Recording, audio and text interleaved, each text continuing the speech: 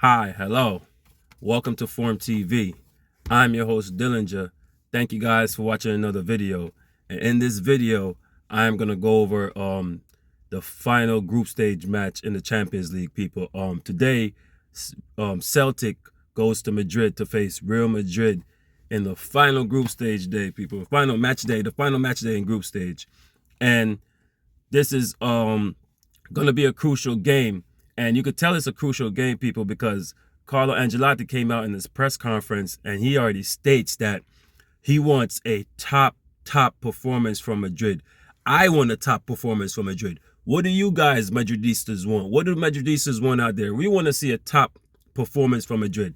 The last two games, the Champions League game against RB Leipzig, and then in La Liga, we faced Girona. Those two games were not top performances, people. They were not top performances. So in this Champions League game coming up against Celtic, we want a top performance.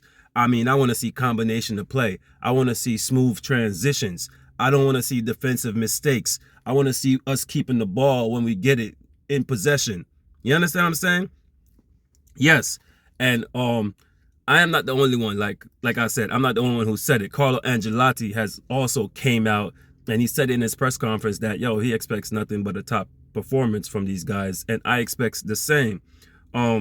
Celtic has been doing real poor in the Champions League, people. They have been doing real poor. Celtic haven't won a game in this Champions League group stage yet. They have 0 wins. They have, I believe, 2 draws and 3 losses. And if we beat them now, it's going to be their 4th loss. So we do not need to play with them. We do not need to take them lightly. If we beat Celtic, if we beat them, we could go we already qualified for the knockout rounds. But if we beat Celtic, we will make sure that we're in first place. Because if you look at the standings, you will see that RB Leipzig have 9 points and they're right below us. So if we lose or draw against Celtic and RB Leipzig wins against Shakhtar Donetsk, they could go top of the group. And we do not want that. We want to control our Champions League path. We want to make sure we get into a good seed in the knockout rounds. So we have to win this game, people. That's why Ancelotti is saying he wants us to put our best foot forward. And I completely agree with him.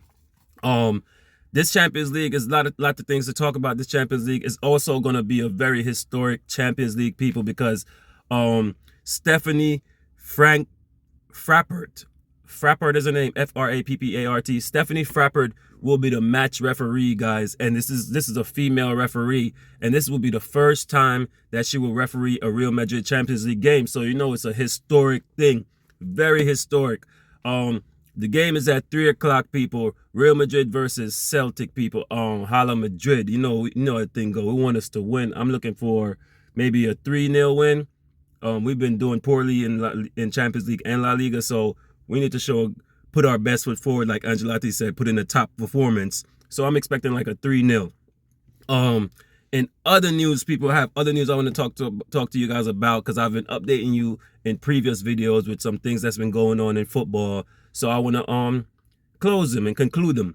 I remember I was telling you guys about Neymar court case. Well, the Spanish prosecutors have thrown out the case against Neymar. Spanish prosecutors have thrown out the corruption case against Neymar. I'm not sure if they taken it away from his family or if it's just him. But I think, if they're not charging him, they're not charging his family either, because he's the one with the bag, right? Usually you go after who has the bag, right? Yes. So I think when they throw it out against him, they're really throwing it out against everyone. So that's good news, I think, for Neymar, for the Brazil team. But unfortunately, DIS, the sporting agency, is still pressuring them and still thinking about other ways to get their money. Also, Jovic did an interview, people, with, I guess, ATV or something like that. And in this interview, Jovic admitted that he came to Madrid too early. There was a lot of hype around Jovic when he was coming to our team. When he was at Eintracht Frankfurt, he was ripping it up, people. He was scoring goals. He looked good. He looked like a baby Benzema, but a little chubby one to me. That's how he looked to me, like a chubby baby Benzema. because he was doing similar things when he was at Frankfurt. And he came to Madrid and it didn't pan out. Similar to Hazard, it just didn't pan out for him, people. And you guys could go watch the interview and see why he said it didn't pan out. He said he got help from Benzema and Modric, but I really know Jovic didn't really do much at Madrid, so I'm not really going to talk much about that. In final news, we want to talk about Toni Kroos and his contract, people. Toni Kroos said that he will not decide his future until next year. So about around March, he will tell everybody if he's going to renew or if he's not going to renew. But one thing for sure, Toni Kroos said that he will not play for another club. So I'm guessing we're going to get another year out of him, and then he will retire after that. That should be it, people. You know, one more year out of him should be it. He's moving pretty slow right now. He's a great passer of the ball still, but he's not as athletic enough to keep up with the play sometimes, and that's why we get into problems sometimes. You know, so you guys can let me know what you think about it. Let me know what you think of the other news. Let me know what you think about the Champions League match coming up. You know, Hala Madrid, y nada más. There's no other team out there. One team, one dream. Hala Madrid. All Madridistas, check in, like, share, and subscribe.